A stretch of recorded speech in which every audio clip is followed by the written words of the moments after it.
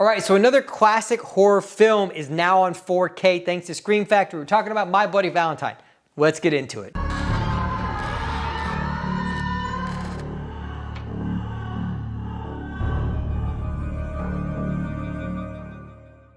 Hey everybody, welcome back to the channel. I'm Chris, thanks for stopping by and watching my 4K review for My Bloody Valentine. So this came out in 1981. This is a classic horror film.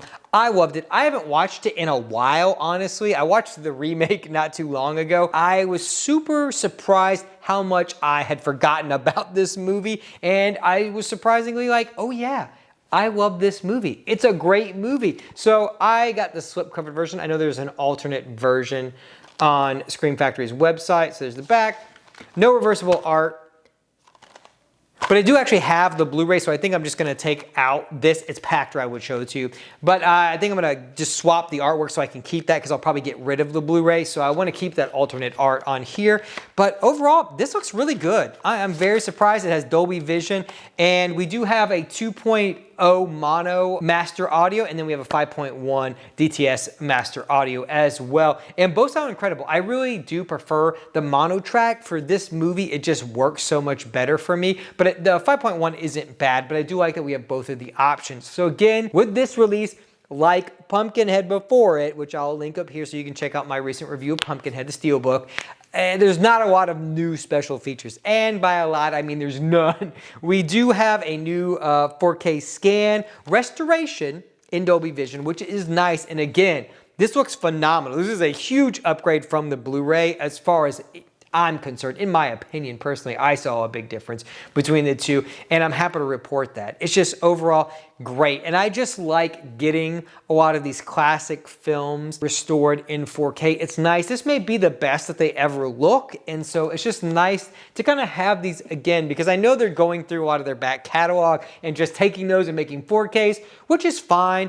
But some of them I own, some of them I don't own. Like Hotel Hell, I owned, and I had the Steelbook, but I did want to get the 4K because now if I'm gonna watch it, I'm gonna watch the 4K. Same with this, you know, it's one of those that I have the Blu-ray, but if I'm gonna pop it in, I'm gonna pop in the 4K now. So I'm happy to like not only get some of these, but to kind of get those out of my collection, because I don't really watch a lot of the Blu-rays, if I'm honest. If I know there's another option, I'm going to seek it out. Some stuff that there's no option, obviously Blu-ray is the best, and I'm fine with that. You know, if it's a movie that's only been on VHS forever, and there's a Blu-ray out there, that's probably what I'm gonna gravitate towards. But if I've got a 4K option, if it's a good 4K, then I'm gonna gravitate towards that. So I will say, if you're looking for special features, this has a ton of special features. This is the unrated cut of the movie, so just know that going in, you will get the unrated cut. But on disc 2 and 3, they're jam-packed with special features. There's way too many to talk about here, but know that they're all great. I had recently watched all those on the Blu-ray.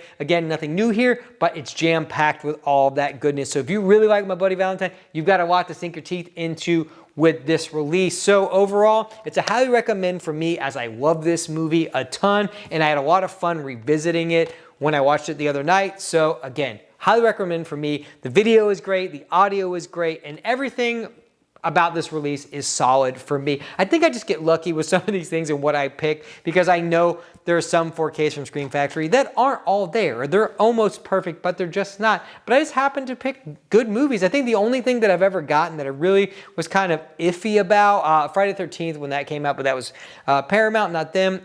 Freaky was the only thing that was kind of like off, and Ouija just looked okay, but again, I wasn't like head over heels for those movies anyway, so it really didn't matter that much to me. All right, that's all I've got. If you like what we do here, if you want to see more 4K reviews and reviews that I do on the channel, I'm not just a 4K person, I promise. I know this whole week you're probably like, you've only done 4K reviews. That's this month, man. They just dumped all the 4Ks now, which, I mean, I'm fine with, but just a lot of work for me. Subscribe to the channel, hit the little bell, hit the thumbs up button. It all helps, but it also notifies you when I do any new reviews, and we've got a lot more to come, and we've done a lot. So definitely go back and check this out. I'm gonna link some videos for you at the end as always, and I'll talk to you guys in my next 4K review.